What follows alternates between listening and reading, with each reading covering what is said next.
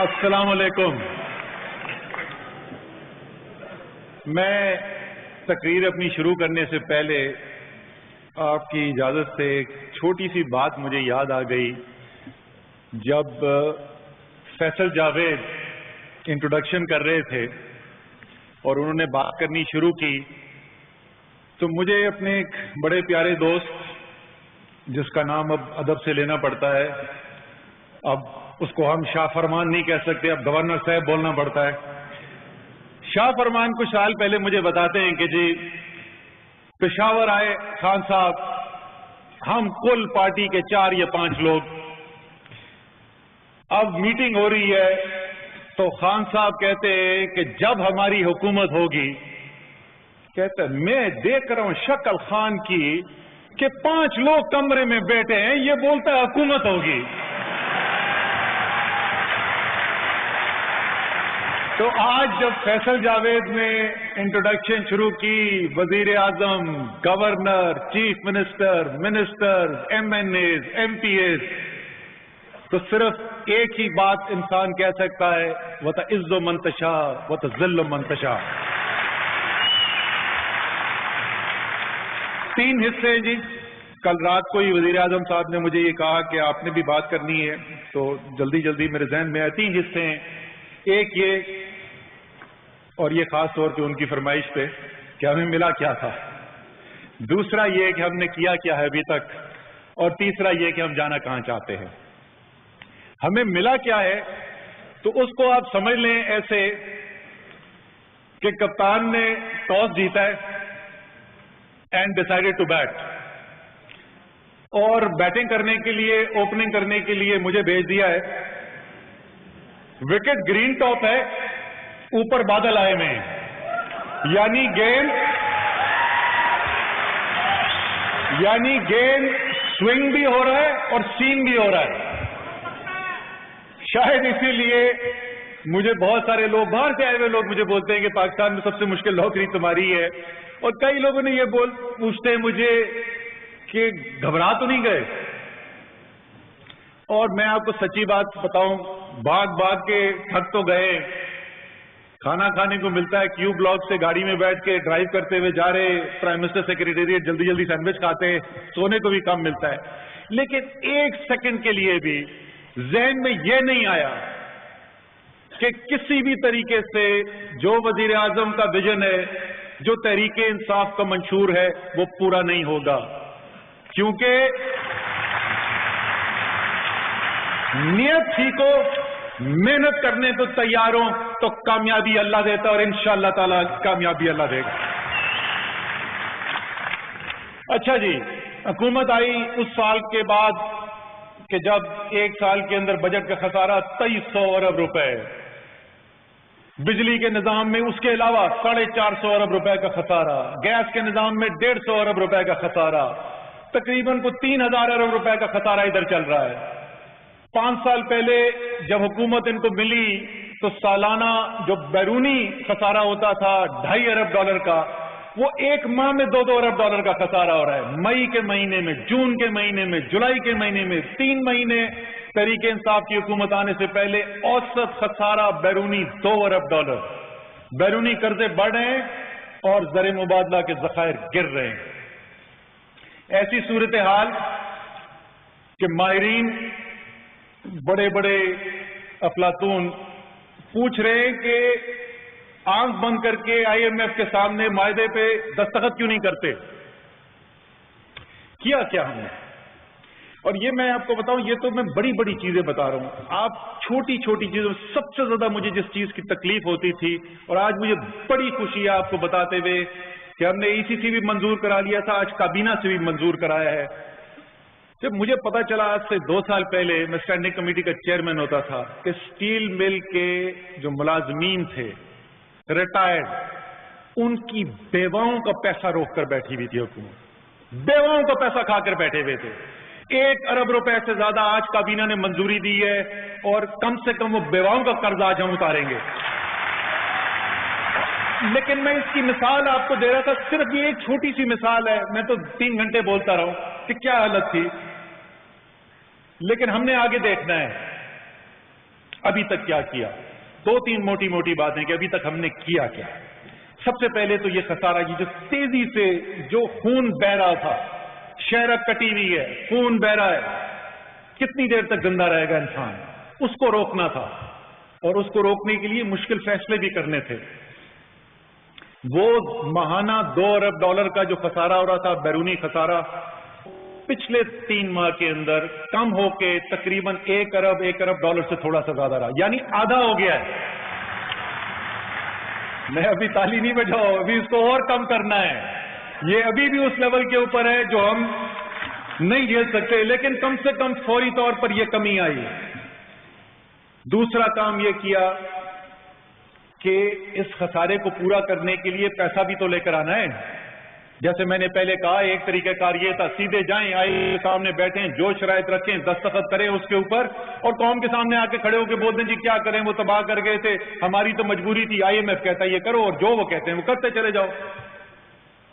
میں نے یہ پہلے دن بھی کہا تھا اور میں آج بھی کہتا ہوں، ہم آئی ایم ایف کے پیچھے نہیں چھپیں گے۔ اگر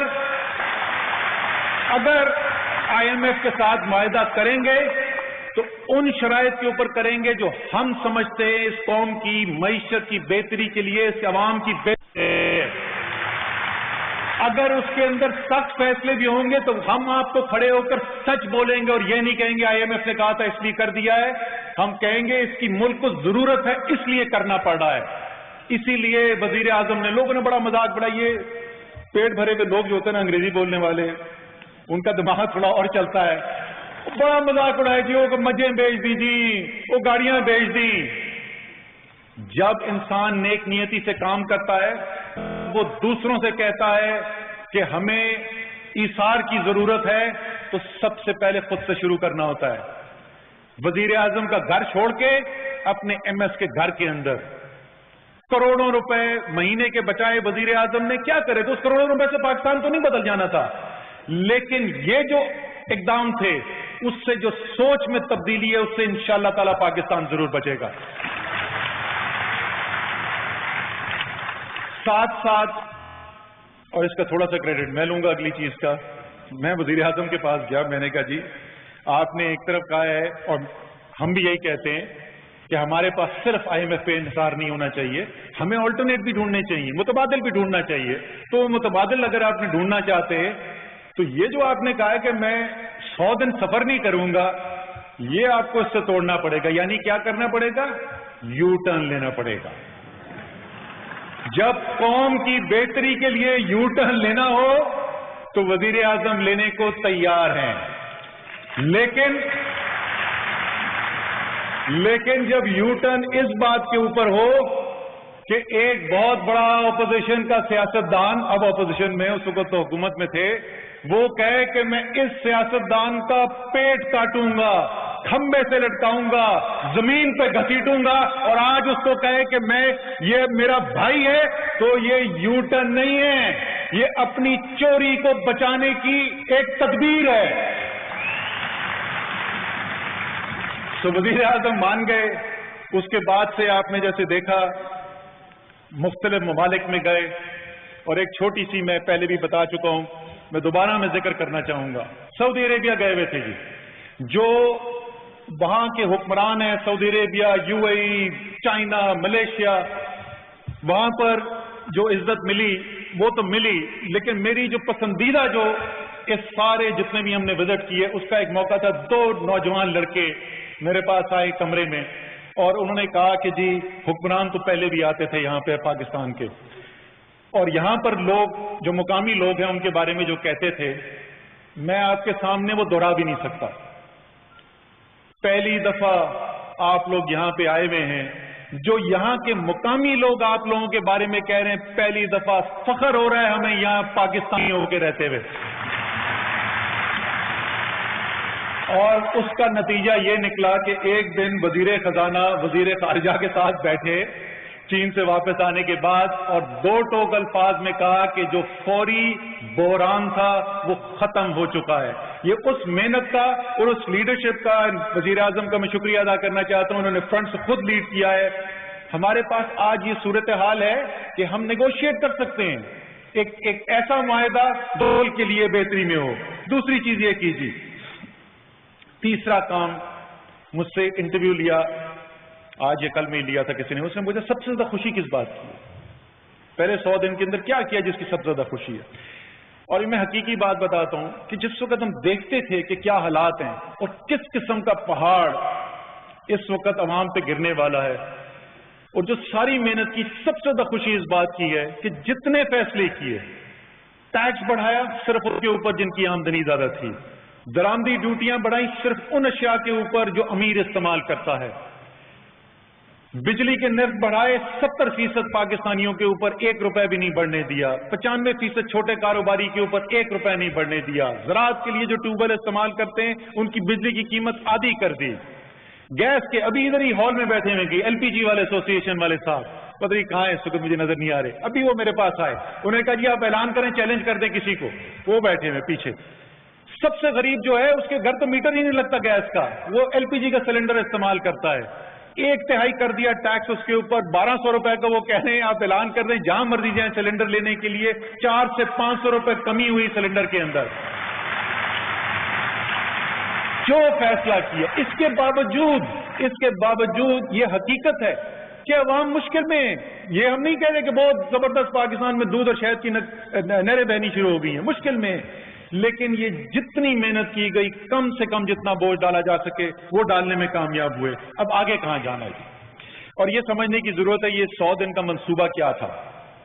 یہ بھی بہت سارے ناقد جو ہیں, افلاطون جن کو میں کہتا ہوں, اس سے جس وقت ہم نے منشور کیا, انہوں نے کہا جی یہ تو منشور نے تو یہ بتایا, یہ تو خواہشات کا اظہار کیا ہے. ایک منصوبہ بندی کا ایک سائیکل ہوتا ہے. سب سے پہلا کام آپ اپنا ویژن سیٹ کرتے ہیں, آپ اپنی منزل کا تعین کرتے ہیں, آپ جانا کہاں جاتے ہیں. کیا آپ پہلے یہ فیصلہ کرتے ہیں کہ میں نے ترنول جانا ہے یا میں نے بنی گالا جانا ہے, یا پہلے یہ فیصلہ کرتے ہیں کہ کس گاڑی میں بیٹھنا ہے. سب سے پہلا سمت کا تعین ہوتا ہے, وہ اس 100 دن کے منصوبے کے اندر کیا گیا. کیا کرنا چاہتے ہیں, کدھر پاکستان کو لے جانا چاہتے ہیں. پاکستان کی تاریخ میں پہلی دفعہ کوئی سیاسی جماعت الیکشن لڑی, اس نے کہا نوجوانوں کے لیے روزگار پیدا کرنا میری آئینی ذمہ داری ہے اور میں اس آئینی ذمہ داری کو پورا کروں گا. اگلا سوال یہ کہ یہ کیسے کرنا ہے, یہ کیسے کرنا ہے. پچھلے 100 کام ہو رہا ہے اور میں اس کی تھوڑی سی تفصیل میں جاؤں گا. اب اس کا تیسرا مرحلہ آنے والا ہے, اب یہ امپلیمنٹیشن یعنی کرنے کا موقع آنے والا ہے. اس کے اندر بھی جس طریقے سے عمومی طور پہ منشور لکھا جاتا تھا, منشور کی کاپیاں پھینک جاتی نہیں, کوئی مڑ کے نہیں دیکھتا تھا, ہم 100 دن کے بعد کھڑے ہوئے جواب دیں قوم کے سامنے کہ 100 دن میں کیا کہا تھا. اسی طریقے سے یہ 100 دن کا جو پلان بن گیا ادھر نہیں ختم کرنا. امپلیمنٹیشن مانیٹرنگ کمیٹیز بنا رہے ہیں, ڈیڈ لائن سیٹ ہوں گی, اس کے اندر ذمہ داریاں متعین ہیں اور ایک ایک چیز کا فالو اپ کیا جائے گا اور وزیر اعظم خود کریں گے.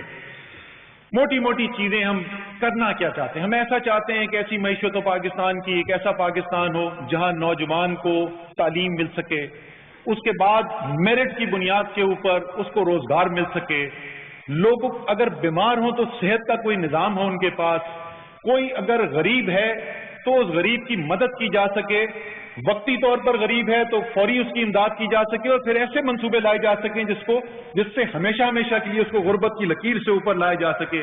یہ پاکستان کے بڑے بڑے ادارے جو اژدہا بنے ہوئے ہیں اور سینکڑوں اربوں روپے قوم کا کھایا جا رہا ہے ان کے اندر, ان کو ٹھیک کیا جا سکے. یہ ایسے ادارے ہوں جو قوم کی بہتری کے لیے کام کر سکیں. ٹیکس کا نظام ٹھیک ہو, لوگ وہ جو ٹیکس دینے کے حقدار ہیں ان سے ٹیکس دیا جائے, اور ایسی صورتحال نہ ہو کہ جو آ گئے ٹیکس نیٹ کے اوپر اور وہ پچھلے میں کہوں گا کہ 90 دن میں بھی 1-2 فیصلے ایسے ہوئے جو ہم نے ریورس کر دیے بعد میں, جو نہیں ہونے چاہیے تھے, جہاں جو آئے ہوئے ٹیکس نیٹ میں اسی کو ہم اور مشکل میں ڈالیں. موٹی موٹی چیزیں جی میں آپ کو بتا دوں, اس کا محور جو بڑے پرائرٹی ایریاز کیا ہیں.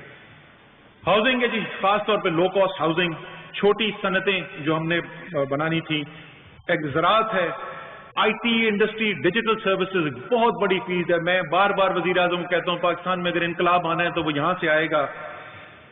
اسی طریقے سے ماحولیات کے لیے بھی وہ بہت ضروری ہے. معیشت کے لیے 10 بلین ٹری سونامی والا جو پروجیکٹ ہے, ملک امین اسلم میرے سامنے بیٹھے ہوئے, ابھی اس وقت ملک امین اسلم مسکرا رہے ہیں، انشاءاللہ 5 سال کے بعد لاکھوں لوگ اور مسکرائیں گے، کیونکہ اسی پروجیکٹ کے ذریعے لاکھوں کا روزگار بھی آنا ہے۔ ان کے لیے تمام پالیسیاں بنائی گئی ہیں جی، کس طریقے سے کیا چیز ہیں جن کے اندر کام ہونا ہے۔ ڈاکٹر ارشد مجھے سامنے نظر آ رہے ہیں، ان کی بہت انپٹ ہے۔ خالد مقبول صدیقی آئی ٹی کے منسٹر ہیں، انہوں نے بہت کام کیا ہوا ہے۔ سب لوگ مجھے بولتے ہیں کہ سب سے مشکل نوکری میری ہے، میں عمر ایوب کو بولتا ہوں دوسری سب سے مشکل تمہاری ہے۔ عمر ایوب صاحب کا اس کے اندر بہت رول ہے۔ تو یہ اب جو تفصیل ہے یہ امپلیمنٹیشن کے اوپر جا رہے ہیں۔ میں صرف موٹا موٹا آپ کو چیزیں جو ہے وہ ضرور بتا دوں گا۔ سب سے پہلے تو یہ ساری چیزیں کرنے کے لیے لوگ پوچھتے ہیں پیسہ کہاں سے آئے گا۔ ٹیکنیکل تفصیل میں جائے بغیر جو ہماری پوری فائنینشیل پلاننگ ہم نے مکمل کی ہے، جو پالیسی اسٹیٹ بینک کی پالیسیز، ایف بی آر کی پالیسیز میں تبدیلی جو ہے اس کی بنیاد کے اوپر ہم نے جو ہدف سیٹ کیا ہے، اور یہ غلطی سے نہیں میں کہہ رہا، یہ حقیقی نمبر ہے، 6,000 ارب روپے کی سرمایہ کاری کی گنجائش کی جائے گی پاکستان کے مالی نظام کے اندر۔ 6,000 ارب۔ تو وہ یہ چھوٹی صنعتیں جو لگنا ہے ان کے لیے پیسہ آنا ہے، جو گھر بننے ہیں ان کے لیے پیسہ آنا ہے، باقی جو سارے کام ہونے ان کے لیے پیسہ آنا ہے۔ اور اس کے اندر ہماری جو ترجیحات ہیں اس کی میں صرف 2 مثال آپ کو دے دوں۔ کسان پاکستان کی معیشت کی ریڑھ کی ہڈی ہے، اس وقت صرف 37 لاکھ کسانوں کو قرضے ملتے ہیں جی۔ ہم نے اس 37 لاکھ کو بڑھا کے 60 لاکھ کے اوپر لے کے جانا ہے اگلے 3 سے 4 سال کے اندر۔ جو قرضے دیے جا رہے ہیں زراعت کے لیے وہ اس وقت 970 ارب روپے ہیں، اس کو دگنا کر کے ہم نے 1800 ارب روپے کے اوپر لے کے جانا ہے۔ اسی طریقے سے اس سے بھی زیادہ جو اگریسو ہمارا ہے، جو چھوٹی صنعتوں کے لیے جو قرضے ہیں، کیونکہ سب سے زیادہ نوکریاں ادھر سے پیدا ہوتی ہیں جی، وہ اس وقت 1,73,000 چھوٹے کاروبار ہیں، چھوٹی صنعتیں ہیں جن کو یہ قرضے دیے جاتے ہیں بینکنگ سسٹم سے، 1,73,000۔ اس کو ہم نے 4 سال میں بڑھا کر 7 لاکھ کے اوپر لے کر جانا ہے، اور مجموعی جو ان کو دیے جاتے ہیں وہ اس وقت 425 ارب روپے کے قرضے ہیں، اس کو بڑھا کے ہم نے 1900 ارب، تقریباً 5 گنا ہم نے ان کو لے کے جانا ہے، اور ساری اس کی ٹیکنیکل ڈیٹیل ہو چکی ہیں، اس کے اندر میں نہیں جاؤں گا۔ ریاستی ادارے جو اس وقت بلیڈ کر رہے ہیں، سینکڑوں اربوں روپے کھا رہے ہیں، سرمایہ پاکستان کمپنی کی منظوری دے چکی ہے، پاکستان کی کابینہ وزیر اعظم خود اس کو ذاتی طور پر چیئر کریں گے۔ پاکستانی لوگ بہترین پروفیشنلز جو صرف پاکستان میں نہیں دنیا میں جہاں پہ رہتے ہیں بہترین پروفیشنلز کو لے کے آئیں گے، وہ لوگ جنہوں نے کامیابی سے اس قسم کے کاروبار، اس قسم کی صنعتیں صرف پاکستان میں نہیں دنیا میں چلائی ہوئی ہیں، ان کو ہم یہ اختیار دیں گے۔ اوپر جو بورڈ ہے وہ وزیر اعظم خود اس کو چیئر کریں گے، اور انشاءاللہ تعالی یہ جو ہمیں سننے کو ملتا ہے کہ ساری دنیا میں تو سرکاری ادارے، ریاستی ادارے کامیاب ہو سکتے ہیں، پاکستان میں نہیں ہو سکتے، کہ شاید ہماری خمیر میں کوئی مسئلہ ہے، انشاءاللہ تعالی آپ کو دکھائیں گے کہ اسی پاکستان کے اندر یہی ریاستی ادارے آپ کو کامیاب اور فعال بھی نظر آئیں گے۔ آخری چیز جس کا میں آخری 2 چیزیں جی، آخری جو ہلکا سا صرف جس طرح شہزاد ارباب نے کہا، اگر پچھلے 100 دن میں وزیر اعظم نے مجھ سے سب سے زیادہ کسی چیز کے بارے میں پوچھا ہے، اور سب سے زیادہ جس چیز پہ ان کا زور ہے وہ بار بار یہ پوچھتے ہیں، اسد یہ بتاؤ غریبوں کے لیے ہم کیا کریں گے۔ اس کام کے لیے بہت لوگوں نے محنت کی ہے، بہت لوگوں نے کام کیا ہے، اور اس کے نتیجے کے طور پر 5 بڑی چیزیں جو ہیں اس کے اندر ہمارے اس وقت منصوبے جو ہیں وزیر اعظم چند دنوں کے بعد لانچ کر دیں گے جی۔ اس کے اندر غذائیت شامل ہے، وہ سٹنٹنگ جو 43% جس کا وزیر اعظم نے اپنی پہلی تقریر میں ذکر کیا تھا، اس کو کم کرنے کے لیے تعلیم، ایک وسیلہ تعلیم پروگرام ہے، اس کو بڑھا کر صحت انصاف کارڈ جو خیبر پختونخوا میں پرویز خٹک کی کامیابی کا بہت بڑا راز بنا، انشاءاللہ تعالی اس کو پورے پاکستان میں لے کر جانا ہے۔ تیار ہیں جو عثمان گلزار صاحب، پنجاب میں بھی آ رہا ہے۔ اسی طریقے سے غریب کے سر پر چھت چاہیے، اور آخری چیز اس کو اپنے نوجوان کے لیے اور اپنے لیے روزگار چاہیے۔ ان 5 چیزوں کے لیے پروگرام ترتیب دیے جا چکے ہیں، اور انشاءاللہ تعالی ان 5 پروگراموں کو لانچ کیا جائے گا، تاکہ جو سب سے کمزور طبقے ہیں پاکستان کے، جو غریب ترین لوگ ہیں، ان کو اپنے پیروں پہ کھڑا کرنے کی، کیونکہ یہ ہو نہیں سکتا کہ ایک قوم اپنے غریبوں کو، اپنے کمزور طبقے کو پیچھے چھوڑ دے اور چند لوگ جو ہیں وہ امیر ہوتے چلے جائیں اور وہ معاشرہ کامیاب ہو سکے۔ آج تک ایسا کہ معاشرہ کامیاب نہیں ہوا۔ آخری چیز नौजवानों के लिए, नौजवान मुझसे बहुत पूछते हैं जी नौकरियां, परवेज खटक बोल रहे थे भाई खुदा का वास्ता बता देना कि ये डिफेंस मिनिस्टर ने नहीं देनी सारी नौकरियां। ये नौकरियां पैदा करनी है। अभी जो मैंने आपसे सारी बातें बोली, जो नया पाकिस्तान हाउसिंग का प्रोग्राम है, सबसे ज्यादा नौकरियां जो है रोजगार पैदा होती हैं हाउसिंग के जरिए। इसी तरीके से जिस तरह मैंने बताया 10 बिलियन ट्री सुनामी जो है उससे जॉब्स क्रिएट होनी है। जो छोटी सनतों को जो हम कह रहे हैं 425 अरब रुपए से 1900 अरब रुपए देंगे उनको, और वो सारी उसके अलावा जो एडमिनिस्ट्रेटिव मैनेजरियल सपोर्ट है वो उसके अलावा है। ज़ाहिर तफसील का टाइम नहीं है यहाँ पर। ये सोशल प्रोटेक्शन की बात मैंने की, असासे लोगों को, गरीब लोगों को देने ताकि वो इस गुर्बत की लकीर से ऊपर आ चुके हैं, अपने पैरों पे खड़े हो चुके हैं, उसके अंदर जो है लाखों लोगों को रोजगार मिल रहा है। और आखिर में खैबर पख्तूनख्वा और जम्मू गिलगित बल्तिस्तान, आजाद जम्मू कश्मीर खास तौर पे, लेकिन उसके अलावा बलोचिस्तान सिंध के अंदर भी, पंजाब के अंदर भी जो टूरिज्म को प्रमोट करना है इंशाअल्लाह ताला सबसे बड़ा वादा लोग कहते थे उस वादे के ऊपर कायम है। इंशाअल्लाह ताला पूरी भरपूर कोशिश करेंगे और अल्लाह से उम्मीद है कि 5 साल के अंदर पाकिस्तान के नौजवानों के लिए 1 करोड़ रोजगार का मौका जरूर होगा।